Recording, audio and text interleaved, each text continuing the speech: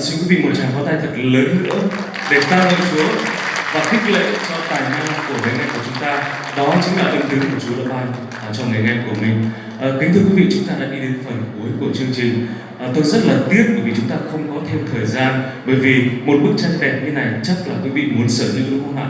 Nhưng mà nếu quý vị muốn mua, xin quý vị hãy liên hệ với ban lễ tân và chúng tôi sẽ có những cái hướng dẫn rất là cụ thể, tận tình, chi tiết để làm sao quý vị có thể sở hữu được bức tranh này mang về nhà mình hoặc mang về hội thánh của mình. Cảm ơn quý vị. Thì giờ này thì tôi xin phép được mời một vị đại diện cho ban tổ chức cũng như là cho đơn vị chủ nhà, đó là ông chấp sự Đào Văn Cầm, Hội Thánh Tin Lành Thái Bình sẽ lên có đôi lời thưa cùng quý vị.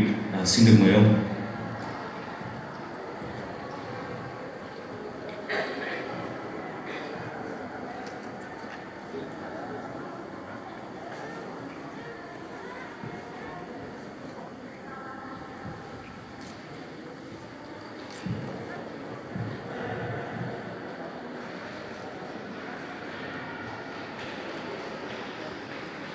Tôi xin thay mặt cho Hội Thánh Tin Lành thành phố Thái Bình và ban tổ chức xin trân trọng gửi tới quý vị lời chào thân ái trong tình yêu của Chúa Giêsu Christ, Chúa chúng ta.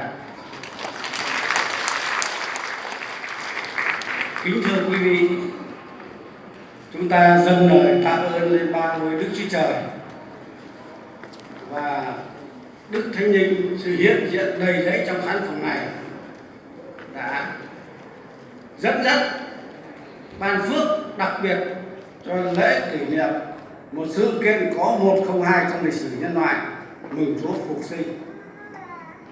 Chúa chúng ta đã sống lại như lời Chúa đã phán